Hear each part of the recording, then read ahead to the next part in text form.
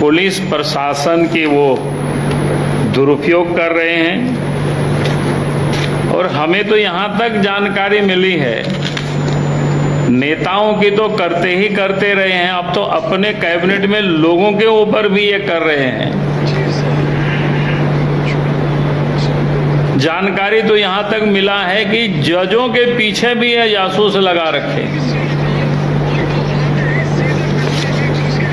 इसलिए ये मामला बेहद गंभीर है और इसलिए हम सरकार से मांग करते हैं कि हेमंत सोरेन को बिना विलंब किए हाईकोर्ट के सिटिंग जज से इसकी न्यायिक जांच कराना चाहिए।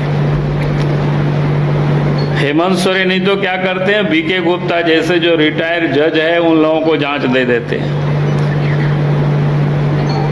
कि वैसे लोगों से निष्पक्ष जांच नहीं हो सकता है।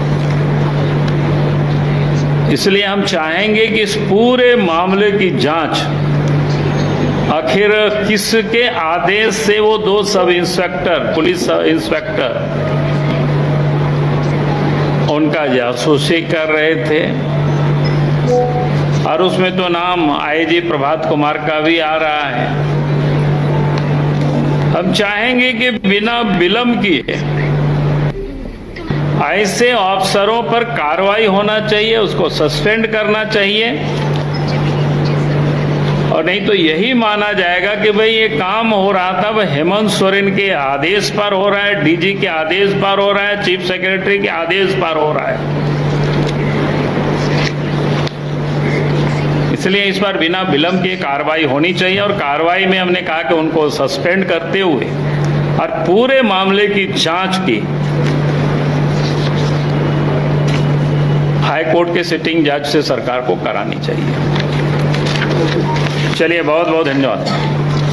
लेकिन आप तो कह रहे हैं कि जिस सरसों में फूल लगा उसी से ढड़वाने के लिए आप कह रहे हैं जज का भी वो लगा के रखे हैं पीछे, जज का भी रुपया जासूस लगा, कह रहे हैं सिटिंग जज से ही जांच करा। तो इसलिए तो सिटिंग जज बढ़िया से जांच करेंगे।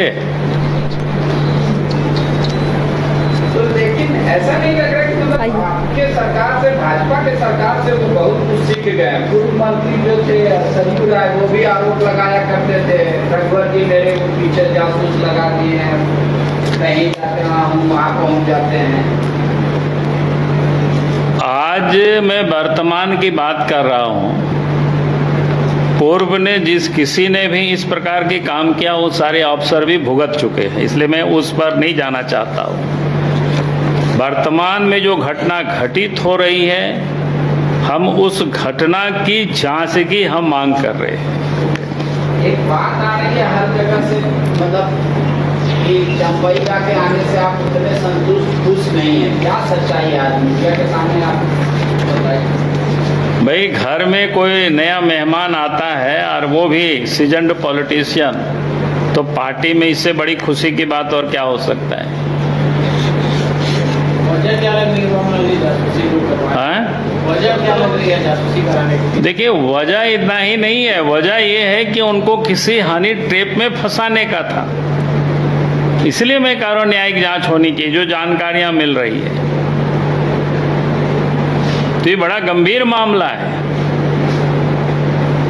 अगर कोई भी राजनीतिक व्यक्ति राजनीतिक तरीके से लड़ते हैं, अगर इस निजता तक कोई उतर आवे, तब तो ये बड़ा घटिया है। यानी किसी की इज्जत को बाजार में नीलाम कर देना होता है इसको। तो इसलिए हमने कहा कि भाई इस सारे मामले की जांच होगी तो उस दिन उस होटल में कौन कौन लोग ठहरे हैं सब कुछ पता चल जाएगा। लेकिन कैबिनेट मंत्री हैं वो, दिल्ली से उनको मिलता है, झारखंड भवन से ये स्पेशल ब्रांच, पीएसओ, गार्ड, तो सरकार तो पता करना चाहेगी तो उन्हीं से पूछ लेगी कि कहाँ है चंबईला, कौन कौन आए, मिलने किससे मिला, फिर अलग से टीम भेजने की क्या आवश्यकता लगे। अरे वही तो मैं कह रहा हूँ ना, इसीलिए तो जांच होना है। ऐसे हम सब लोग कहीं भी जाते हैं, हम लोगों के साथ भी स्पेशल ब्रांच रहता है, राज्य सरकार की होती है। लेकिन अगर अलग से कोई व्यक्ति ताक झांक कर रहा है, उसके लिए लगाया गया है, तो इसका मतलब क्या है इसी की जब न्यायिक जांच होगी तो भी ये पता चलेगा कि आखिर वो लोगों ने किनके कहने पर और फिर क्यों कर रहे थे इस प्रकार की। प्रधानमंत्री जी से आप मुलाकात किए, क्या बात हुई सर? मुझे लगता है कि आज तो इतना ही। प्रधानमंत्री जी से, जो कि देश के प्रधानमंत्री है और पार्टी के भी लीडर है, विधानसभा का चुनाव होना है, झारखंड की राजनीति के संदर्भ में कुछ बातें हुई, कुछ उनसे मार्गदर्शन लिए।